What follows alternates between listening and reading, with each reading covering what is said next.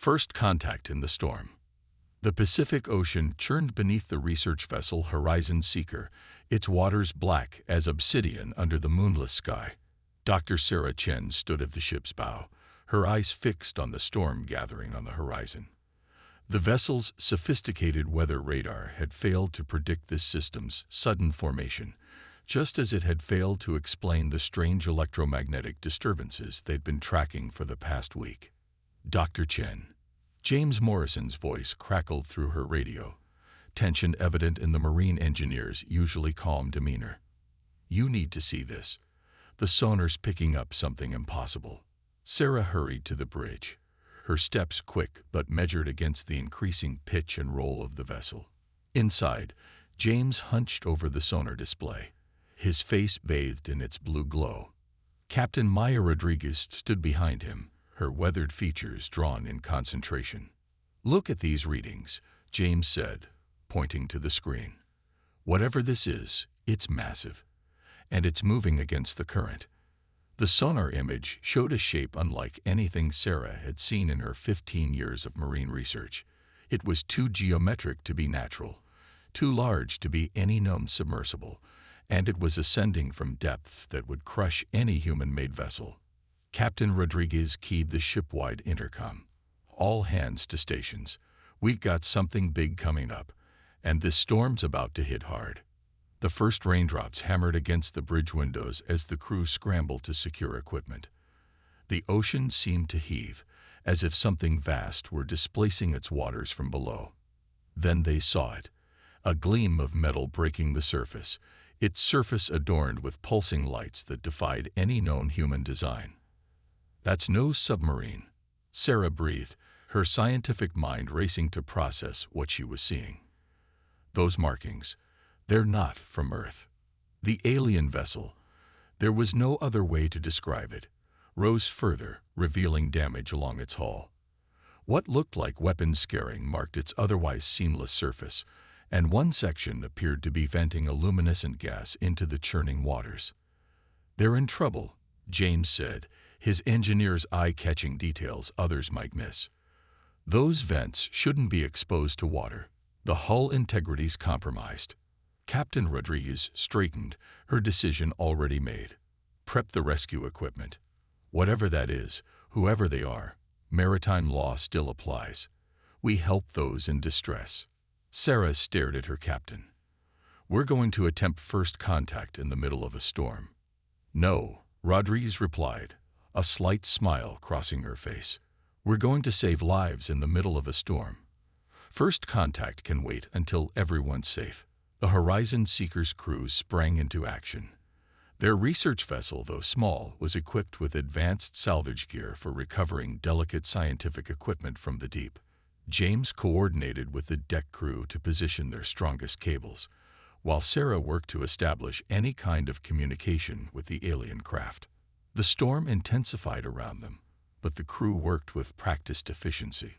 Lightning split the sky, illuminating the alien vessel in stark bursts. Its design became clearer, sleek and purposeful, but clearly wounded. Whatever had attacked it had meant business. Sarah's instruments detected faint energy signatures emanating from the craft. The patterns were regular, almost like Morse code, but in frequencies she'd never encountered. She began recording everything, her scientific training warring with her growing excitement. "Movement," James called out.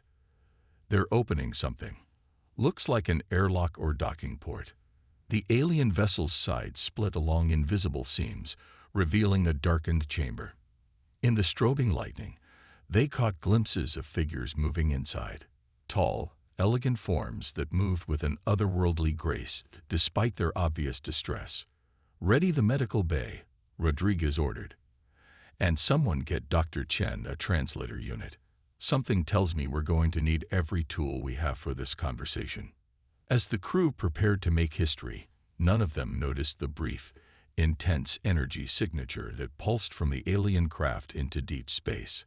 High above, beyond Earth's atmosphere, something ancient and terrible changed course, drawn by the signal like a shark to blood in the water. The storm raged on, but it was nothing compared to what was coming. trust among the stars. The medical bay of the Horizon Seeker had never been designed for extraterrestrial patients. Yet here they were, Dr. Sarah Chen thought, watching as 3 alien beings lay on hastily modified examination tables. Their bodies seemed to shimmer with an internal light, skin translucent enough to reveal complex circulatory systems pulsing with silvery fluid. James Morrison worked frantically at a makeshift interface he'd constructed between their systems and the alien vessel's remaining functional computers. His fingers flew across multiple keyboards as he attempted to establish any form of meaningful communication. "Their atmosphere mix is similar to ours," Sarah announced, studying readings from the environmental sensors. "Nitrogen-oxygen based, though with higher oxygen content. They can breathe our air, but it's like being at low altitude for them." The tallest of the aliens stirred, its elongated fingers moving in precise patterns. Above them, light coalesced into complex geometric shapes that hung in the air like ghostly holograms. Captain Rodriguez watched intently, recording everything on her tablet. "It's not random," James said suddenly, his eyes lighting up. "These patterns, they match basic mathematical sequences. Look." He pointed to his screen where he'd been logging the displays.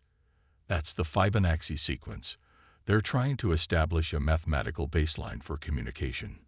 Sarah stepped forward, her heart racing. Using her tablet, she projected a simple geometric proof, the Pythagorean theorem. The alien's large, multifaceted eyes tracked the display, and its fingers moved again, completing the proof with an elegant variation she'd never seen before. "They understand," she breathed, "and they're teaching us something new at the same time." The ship shuddered around them as another wave crashed against its hull. The storm hadn't abated, but it was now the least of their concerns.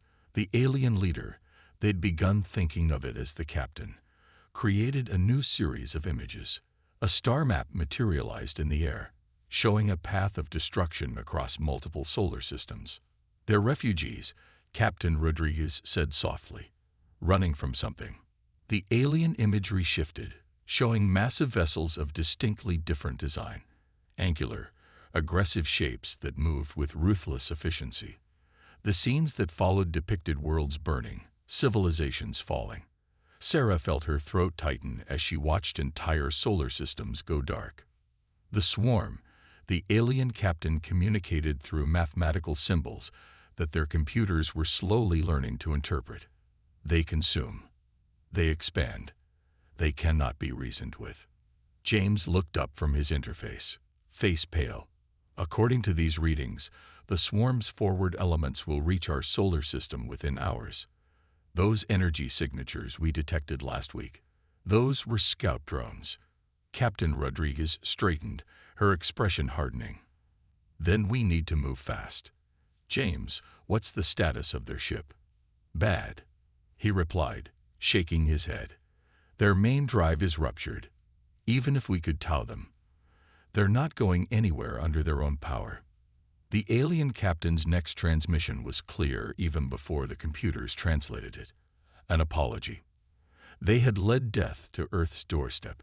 "No," Sarah said firmly, surprising herself with her vehemence. "You didn't bring them here. They were already coming.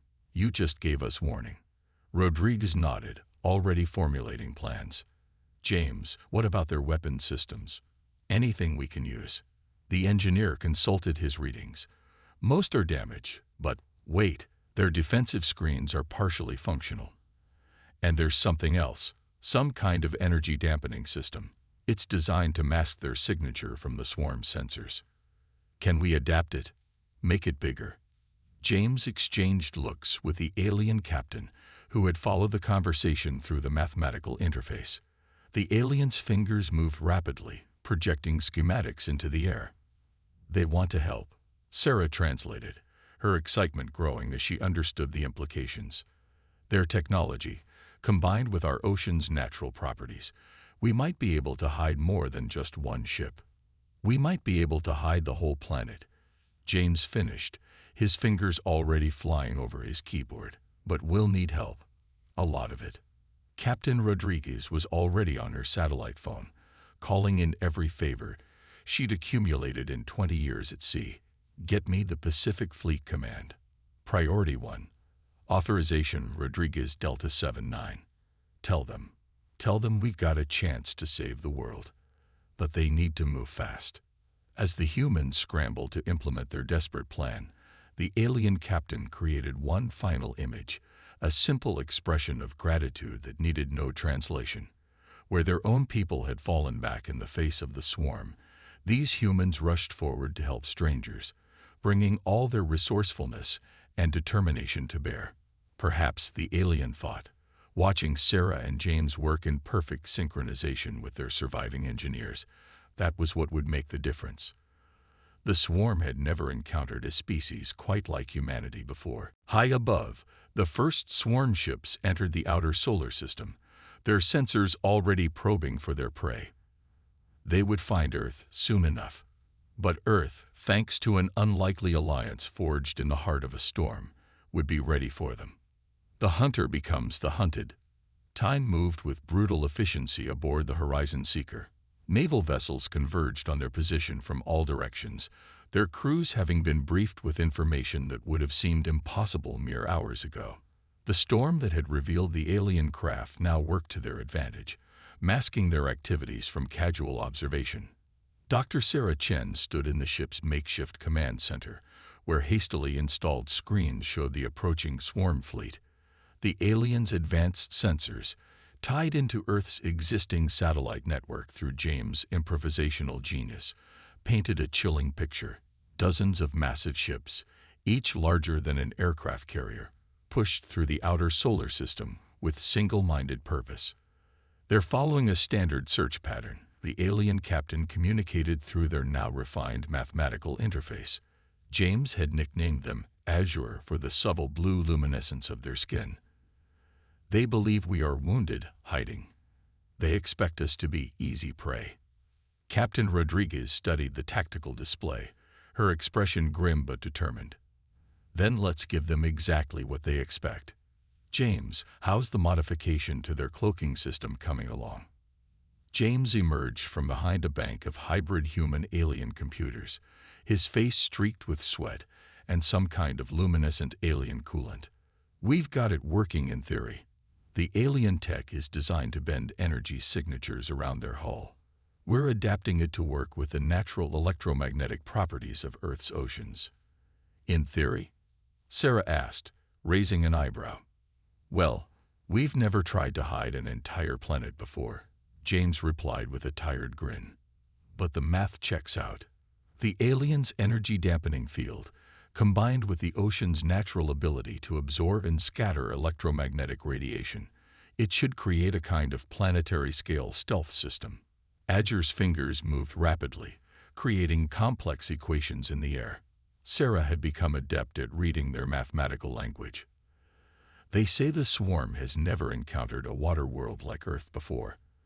Their sensors are optimized for vacuum and thin atmospheres. That's our advantage, Rodriguez said firmly. They're looking for spacecraft, for technology they understand. Instead, we're going to use Earth itself as our shield and weapon. The plan was audacious. Dozens of naval vessels were now in position around the Pacific Ring of Fire, each carrying components of the modified alien cloaking system. They would use the planet's natural geothermal network, the very thing that created earthquakes and volcanoes, as a power source and transmission medium. Sarah watched as the first test began. A destroyer 50 miles south activated its hybrid system.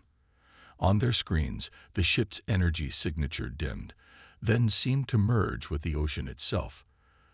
The swarm's long-range sensors, according to Azure, would see nothing but natural oceanic background radiation. It works, James whispered. Then louder, it works. The field is stable and propagating through the submarine volcanic network, exactly as we predicted. One by one, other ships activated their systems. The alien technology, powered by Earth's own geothermal energy, created a web of electromagnetic distortion that spread through the ocean.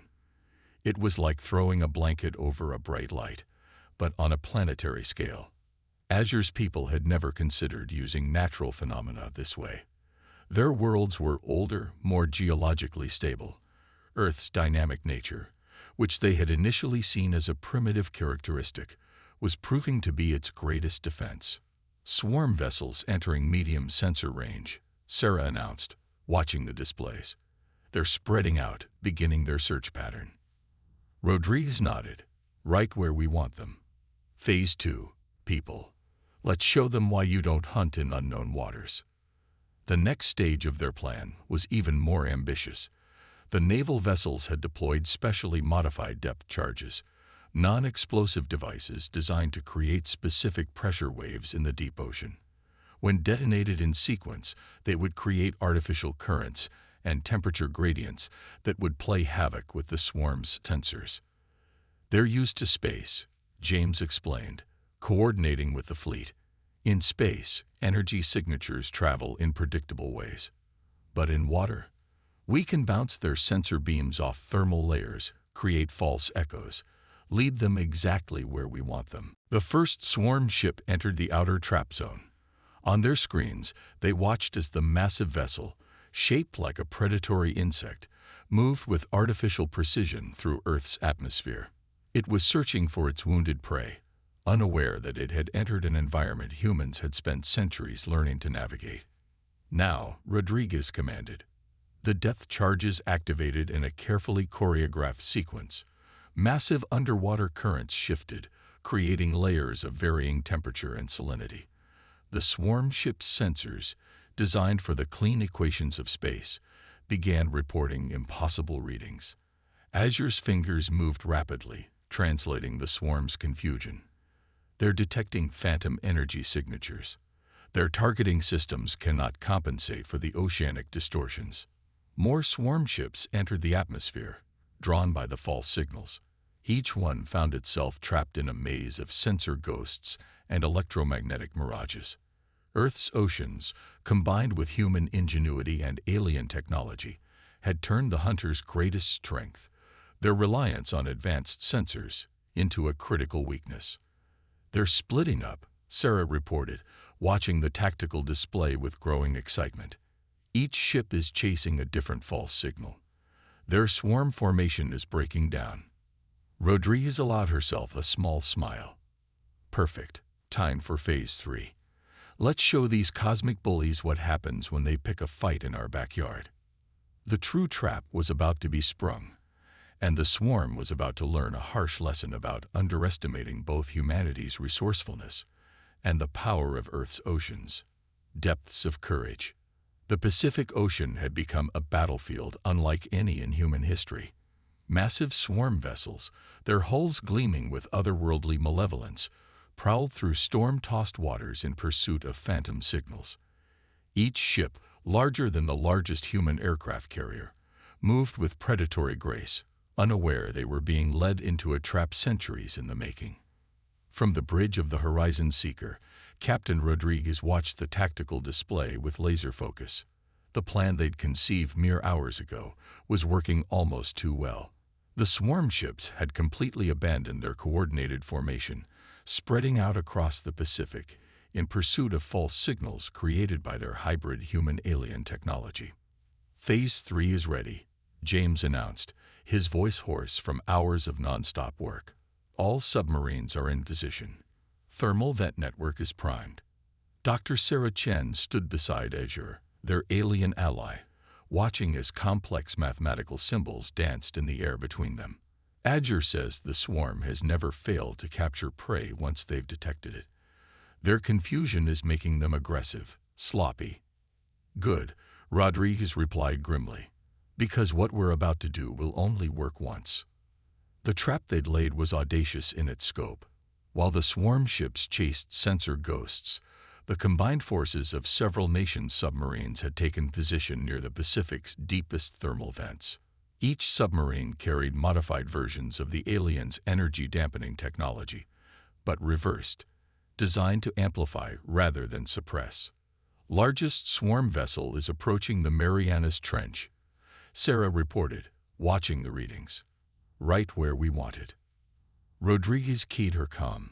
All units, Execute Phase 3. Authorization Code. Poseidon's Fury. Deep beneath the waves, submarines began activating their modified alien tech. The thermal vents, already spewing superheated water into the ocean, became conduits for something new. The energy-dampening field that had hidden Earth's signature suddenly inverted, creating a massive surge of electromagnetic energy. The effect was devastating. The swarm ship, its sensors already confused by the ocean's natural properties, was suddenly bombarded by energy readings that overloaded its systems. Instead of the subtle prey they'd been hunting, they faced an overwhelming force that their technology couldn't process. "It's working," James shouted, watching his displays. "Their shields are trying to compensate, but they can't handle the energy variance. The ocean pressure at that depth is making it impossible for them to stabilize." Azure's fingers moved rapidly, creating urgent patterns in the air. Sarah translated. "They're saying the swarm's neural network is breaking down. These ships share a hive mind of sorts. They've never experienced this kind of sensory overload before." On their screens, they watched as the massive swarm vessel began to lose altitude, its systems compromised by the combination of overwhelming sensor data and crushing ocean pressure. Other swarm ships, detecting their flagship's distress, began converging on its position, exactly as planned. "Second wave, activate," Rodriguez commanded. More submarines triggered their devices. The ocean itself seemed to come alive with energy as thermal vent after thermal vent became an electromagnetic weapon. The swarm ships, designed for the cold efficiency of space combat, found themselves trapped in an environment that defied their every expectation. "They're trying to retreat," Sarah observed, watching as several swarm vessels attempted to gain altitude. "But the energy field is interfering with their drive systems." James worked furiously at his console, coordinating with the submarine fleet, maintaining power to the thermal network. "The geothermal energy is sustaining the field better than we hoped. They literally can't escape Earth's grip." Azure's mathematical symbols took on an almost excited quality. Their species had fought the swarm across countless star systems, always being forced to retreat. Now, for the first time, they were witnessing these unstoppable predators being beaten by the combined ingenuity of humans and the raw power of Earth itself.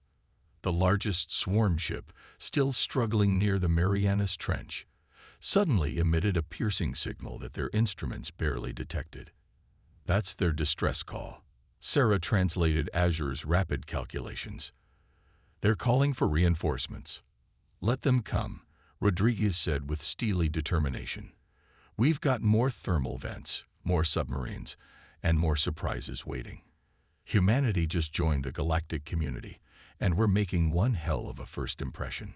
But even as they watched their plan succeed beyond their wildest hopes, a new alert sounded from James' station. "Captain, something's wrong. The energy readings from the thermal vents, they're increasing exponentially. The geothermal network is becoming unstable." Azure's symbols turned urgent, almost frantic. Sarah's eyes widened as she translated.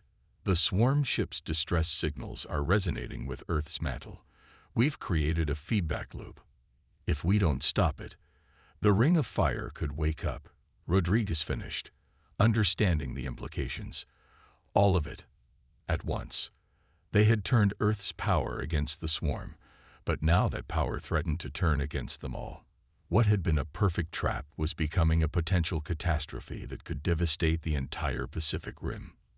The question was, could they shut down their makeshift weapon before it was too late, or would their victory over the swarm come at an unthinkable price? Rising tide. The Pacific Ocean roiled with more than just waves now. Deep beneath the surface, the Ring of Fire was stirring, awakened by the resonance between alien energy signatures and Earth's own geothermal network. On the bridge of the Horizon Seeker, alarms blared as sensors reported rapidly escalating seismic activity. "Pressure readings are off the scale," James shouted over the noise, his fingers flying across multiple keyboards. "The thermal vent network is becoming self-sustaining. We've started a chain reaction." Dr. Sarah Chen worked frantically alongside Azure, their alien symbols merging with her calculations on floating holographic displays. The swarm ship's distress signals are hitting a harmonic frequency with the mantle. It's like someone struck a tuning fork against the planet itself. Captain Rodriguez's voice cut through the chaos with practiced authority. "Give me options, people. How do we shut this down? We can't just turn off the electromagnetic field." James replied, wiping sweat from his brow. "The energy's bleeding into the planetary crust now. Even if we deactivated every submarine system, the reaction would continue." Azure's symbols flickered urgently in the air. Sarah translated, her eyes widening. "They say there might be a way. The swarm ships use quantum-linked communications. It's how they maintain their hive mind. If we could reverse the polarity of their distress signals, we could create a destructive interference pattern." James finished, catching on. "Cancel out the resonance, but we'd need direct access to a swarm ship's communications array." Rodriguez studied the tactical display, where the massive alien vessels still struggled against their oceanic trap. "That one," she pointed to the flagship, still wallowing near the Marianas Trench. "It's the source of the strongest signal. That's our target." "Captain," Sarah interjected, "even if we could reach it, the swarm ships still have active weapons, and their biosignature scans show thousands of drone warriors aboard. We'd never get close enough." Azure's next sequence of symbols was so complex that Sarah had to run it through their translation matrix twice. When she understood the suggestion, her breath caught. "They're offering to help us tap into their damaged vessel systems. If we can boost its remaining power, they think they can create a sort of quantum tunnel, a direct link to the swarm ship's computer core." "Can we do it?" Rodriguez demanded. James was already running calculations. "Maybe. Their ship's power core is breached, but if we rerouted every bit of energy the Horizon Seeker has, combined with emergency power from the nearest submarines." He looked up, his expression grim. "It's a one-shot deal. We drain everything, and I mean everything. We'd be dead in the water." "Better than being dead in a Pacific-wide tsunami," Rodriguez replied. "Make it happen." The next few minutes were a blur of activity. Naval vessels moved into position around their alien allies' damaged craft, while the swarm ships, still disoriented by the electromagnetic chaos, continued their ineffective attacks. Deep below, the ocean floor trembled with increasing violence. "Energy transfer beginning," James announced as the Horizon Seeker's engines wound down for what might be the last time. Every light dimmed, every non-essential system went dark. Around them, other vessels did the same, feeding their power into the alien vessel's damaged systems. Azure stood at the center of their makeshift command center, their body glowing with an intensity that hurt to look at directly. Their fingers moved in patterns more complex than any they'd shown before, weaving strands of light and mathematics into something that defied human understanding. "Quantum link established," Sarah called out, watching her readings spike. "They've reached the swarm ship's core." What followed was beyond anything human science could explain. Azure's people had mastered quantum mechanics at a level that made Earth's understanding look primitive. Through their damaged vessel, they reached across space itself, touching the swarm ship's artificial hive mind. The effect was immediate and dramatic. The swarm vessel's distress signal changed frequency, its harmonic resonance shifting to cancel out the vibrations it had created in Earth's crust. Like waves meeting out of phase, the destructive interference pattern began to dampen the geological disaster they had accidentally triggered. "It's working," James reported, his voice thick with relief. "Seismic readings are stabilizing. The chain reaction is collapsing." But the swarm wasn't finished. As their flagship systems were compromised, the remaining ships launched a desperate, coordinated attack. Energy beams sliced through the stormy air, targeting both human vessels and their damaged alien allies. "Brace for impact," Rodriguez commanded, but the expected destruction never came. Azure's ship, powered by the combined energy of the human fleet, had one last surprise to reveal. The quantum link that had reached the swarm's computers went deeper than anyone had expected. Through it, Azure's people transmitted something that made the swarm ships suddenly, completely stop. What did they do? Sarah asked, watching in amazement as the massive vessels hung motionless in the air. Azure's response came in pure mathematics, but its meaning was clear enough. They had shown the swarm footage of the battle, of humans and aliens working together to turn a planet's own nature into a weapon. More importantly, they had shown them defeat, something the swarm's hive mind had never experienced and had no protocols to handle. The swarm ships began to retreat, moving with none of their former precision. Their hive mind had been shattered, their certainty broken by the revelation that their prey could fight back in ways they couldn't comprehend. As the last swarm ship disappeared into the upper atmosphere, the storm that had started it all began to clear. The Horizon Seeker floated powerless but victorious on a calming sea, surrounded by the combined fleet of human and alien vessels. "They'll be back, won't they?"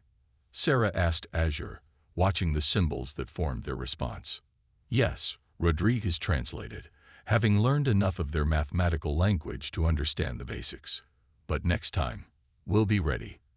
Earth doesn't stand alone anymore." Azure's final message needed no translation. A series of equations that, when graphed, formed a perfect helix, the mathematical symbol for continuation and growth. Humanity had proven itself not just as warriors or technologists, but as something the galaxy needed desperately. Innovators who could see solutions where others saw only problems. As emergency power restored the Horizon Seeker's systems, the first rays of dawn broke through the dissipating clouds. They illuminated a scene unprecedented in human history. The vessels of Earth's navies floating alongside their new alien allies, all of them battered but unbowed, having faced an impossible enemy and emerged victorious through the power of cooperation and human ingenuity. The story of humanity's first major contribution to galactic civilization would be told across the stars, but its lesson was simple: never underestimate a species that had evolved on a world as dynamic and challenging as Earth.